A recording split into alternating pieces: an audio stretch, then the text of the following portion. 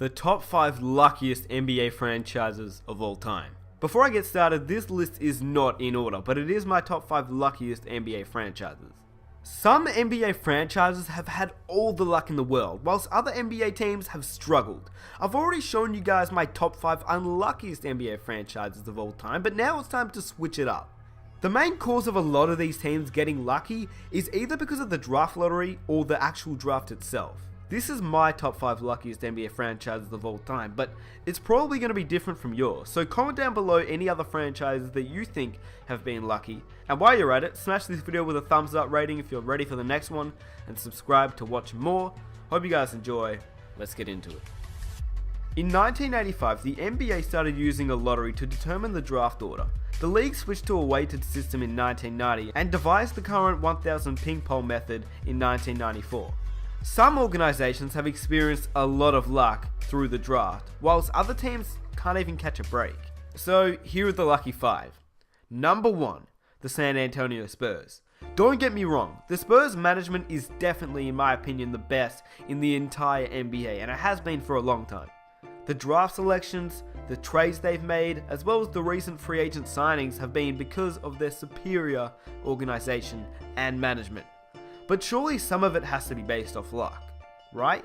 San Antonio's good fortune is unparalleled, posting the 4th worst record in 1987 behind the New Jersey Nets, the New York Knicks, and the Los Angeles Clippers. The Spurs ended up actually getting the number 1 overall pick in that draft, and they landed David Robinson in the 1987 NBA draft with the number 1 overall pick, jumping over 3 other teams to get it. Now, that's pretty lucky if you ask me. The Spurs had similar karma in 1997 with Tim Duncan. They finished behind the Grizzlies and the Celtics, but they still ended up getting the 1st overall pick and selecting Tim Duncan, who was arguably the greatest power forward of all time. As a result, it meant the frontcourt duo known as the Twin Towers led the Spurs to 2 NBA championships in 1999 and in 2003. The Spurs have hit the jackpot on the NBA draft lottery twice, and both number 1 overall picks turned out to be 7-foot Hall of Famers with no apparent locker room issues. But in their defense, the Spurs have managed to win consistently in a smaller market by making amazing front office decisions. But it never hurts to be lucky. The Spurs in recent years have made amazing moves. They picked up Tony Parker at pick 28, Manu Ginobili at pick 57, and traded for Kawhi Leonard during the draft of 2011, as well as signing amazing power forward and 5-time All-Star LaMarcus Aldridge during the 2015 offseason. The Spurs have been lucky in some areas, but majority of their success has been off great moves by the management. Number 2, the Cleveland Cavaliers. You knew this team had to be up in here somewhere, right? The Chicago Bulls, the Los Angeles Clippers, and the Philadelphia 76ers have accumulated the most top 3 picks in the past 20 years. However, the Cleveland Cavaliers have received by far the most first picks in the lottery. The Cavaliers, who luck into the top pick multiple times. If we're talking about luck, it's Cleveland. I mean 3 number 1 overall picks in 2011, 2013, and 2014, selecting Kyrie Irving, Anthony Bennett, and Andrew Wiggins. Now, the 2011 draft pick was one of the luckiest picks for Cleveland since it wasn't actually their pick. The odds of getting the number 1 overall pick that season was at 2.8%. The Cavs acquired the Clippers' 1st round pick in a mid-season trade. LA won 32 games that season and had the 8th best lottery odds, but the ping pong balls allowed Cleveland to acquire the future All-Star point guard Kyrie Irving. The trade would look like this. The Cleveland Cavaliers sent Mo Williams and Jamario Moon to the Los Angeles Clippers, and the Clippers sent Baron Davis and a 1st round pick, which ended up being Kyrie Irving, to Cleveland. The Cavaliers basically traded Mo Williams for Kyrie Irving. Yeah, pretty lucky by Cleveland. Not to mention, they kept their own pick and took one of the best offensive rebounders in the game with pick number 4. They got Tristan Thompson. No team has benefited from recent lottery luck more than the Cleveland Cavaliers. In the 2014 NBA draft, they had the 9th best odds of getting the top pick. In other words, at a 1.7% chance at the number 1 overall pick. But somehow they managed to get it anyway. Is the NBA rigged? Probably. I made a video on that one as well. But anyway, they ended up drafting top prospect Andrew Wiggins, and then shipped him over to Minnesota in a trade for Kevin Love, allowing them to lure LeBron James back to Cleveland and instantly become a title contender. Having all these first round picks go towards the Cleveland Cavaliers, it ended up resulting in LeBron James returning to Cleveland, as well as they would use both Bennett and Wiggins as trade pieces to acquire Kevin Love. As a result, it meant LeBron went back home, and these guys have been fighting in the NBA for the last 2 years trying to win championships. This year though, I don't know if they're doing too well. Number 3, the Chicago Bulls. You know that you're a lucky franchise when you land not only the youngest MVP winner of all time at a 1.7% chance, but when you land the greatest player of all time as well. During the 1984 NBA draft, Michael Jordan fell right into Chicago's lap at pick number 3. He was picked after Hakeem Olajuwon and Sam Bowie. Hakeem was understandable since he was a beast.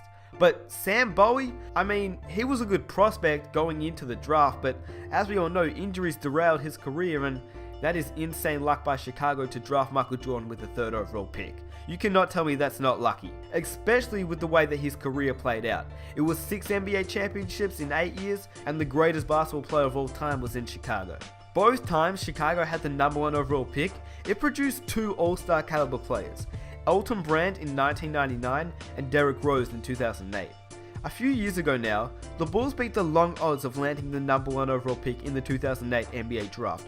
With their 1.7% chance, somehow the NBA luck was on Chicago's side, and they were able to draft the youngest MVP winner and one of the greatest point guards to ever play for Chicago in Derrick Rose. The Bulls figured they had no shot at landing Memphis phenom Derrick Rose. Then, the 2008 draft lottery happened and they leapfrogged over 8 other NBA teams to grab the number 1 overall pick, and they landed one of the most athletic point guards ever. Chicago made the playoffs in 7 consecutive seasons after that. Not to mention they drafted Jimmy Butler with their 30th pick in the 2011 draft. That's pretty lucky in my opinion. I mean, Jimmy Butler is turning out to be one of the best players in the league right now, and nobody thought that was going to happen. Not even Jimmy Butler thought that was going to happen. So I guess you could say, yeah, Chicago's pretty lucky. Number 4, the Seattle Supersonics and the Oklahoma City Thunder. During the 2006-07 season, the Supersonics finished with the 5th worst record in the NBA, behind the Grizzlies, the Celtics, the Bucks, and the Hawks. The Seattle Supersonics managed to move up to the number 2 overall pick in the 2007 NBA draft and would select franchise player and future MVP Kevin Durant. I must say, that's pretty lucky. Another reason it's very lucky was because if Durant ended up going number 1 that year to the Portland Trail Blazers, then the Supersonics probably would have drafted Greg Oden, since he was a phenom coming out of high school and he was easily one of the best players to draft that year. And I guess that's why he went number 1. Obviously injuries derailed his career, but you never know what Oden could have become if it wasn't for injuries. Anyway, luckily for Seattle, the Blazers ended up messing up and taking Oden, and Durant was snagged by the Seattle Supersonics. Talk about luck. In 1990, the Supersonics had the 10th worst record in the NBA, but managed to steal the 2nd overall pick and selected Gary Payton, one of the best defensive players of all time and probably the best defensive point guard of all time, not to mention an NBA champion and a 9-time All-Star. When the Seattle Supersonics moved to the Oklahoma City Thunder, not only did they get a new franchise which already had Durant, they managed to add Westbrook and Harden, only to let Harden go. Given the very short time the Thunder have been around, they've had some pretty beast players, and they've been quite lucky. Westbrook and Harden were never supposed to turn out to be the best players at their position, and not to mention, they're one of the biggest MVP candidates in the league right now. They weren't projected that highly in the draft. OKC simply got lucky with their development, and to be honest, if they don't get a title, then it'll go down in history as one of the worst managerial mess-ups in history. In my opinion, I agree that the Thunder have been pretty lucky, although their injury history would be the counter argument to that. Number 5, the Los Angeles Lakers. For 5 decades and counting, the Los Angeles Lakers fans have been blessed with Jerry West, Elgin Baylor, Wilt Chamberlain, Kareem Abdul-Jabbar, Magic Johnson, Shaquille O'Neal, and Kobe Bryant, just to name a few. 7 of the 15 best players ever. But did you realize that Magic Johnson went to the Lakers during the draft, but actually from a trade that happened earlier via the Jazz? Did you realize that Shaq came from Orlando, Kobe was traded from Charlotte to LA on draft night, Wilt was traded to the Lakers, Kareem was also traded to the Lakers? I'm not saying that the Lakers are necessarily lucky because of this, but because obviously good management was key to most of LA's success. But notice how barely any of these players actually got drafted by the Lakers with their own pick. What my point is that because they have been such a successful franchise and they are in Los Angeles, it makes it very enticing for players to want to play there.